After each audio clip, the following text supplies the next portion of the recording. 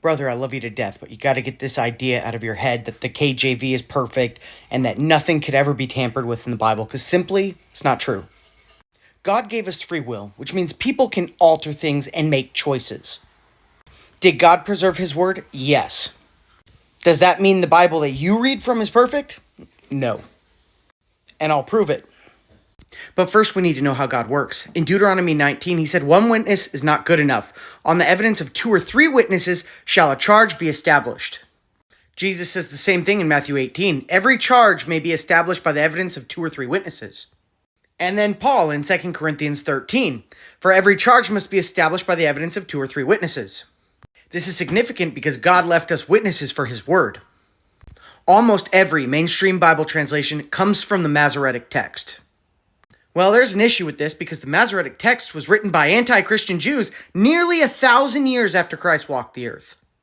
Now, to prove my point, let's compare the genealogies in 3 of the main Bible translations. The Masoretic, which is where we get the KJV and all our main Bible translations, then the Septuagint, and the Samaritan.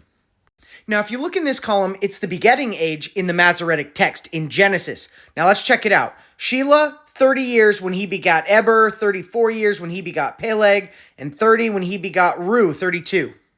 Now, let's look at the begetting age in the Septuagint. If you notice, it's 100 years added onto each of these. Not 30, 100, 132, 130. They're off by 100 years from the Masoretic text. Now, if we look at the Samaritan, it is the exact same as the Septuagint. It is off 100 years from the Masoretic text. There are 2 witnesses right here that the Masoretic text has been corrupted.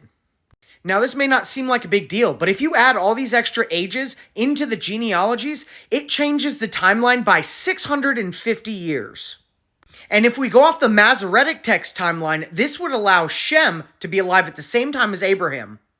Which may not seem like a big deal to you and I, but this is what the Jews used to refute the book of Hebrews. They say Shem was actually Melchizedek, meaning that Abraham inherited it from Shem, and Jesus could never be a high priest in the order of Melchizedek. But if we use the timelines from the Septuagint and the Samaritan, this means that Shem died 500 years before Abraham was alive. Furthermore, for a third witness, the writings of Flavius Josephus match the Septuagint and the Samaritan. And just so you guys can see it for yourself, here is a Septuagint and a KJV. Genesis 11:14 in the Septuagint. "And Salah lived 135 years and he begot Heber." Same verse in the KJV. "And Salah lived 35 years and begot Eber." Satan runs this world, and it stands to reason he'd make the corrupted Bible the mainstream copy.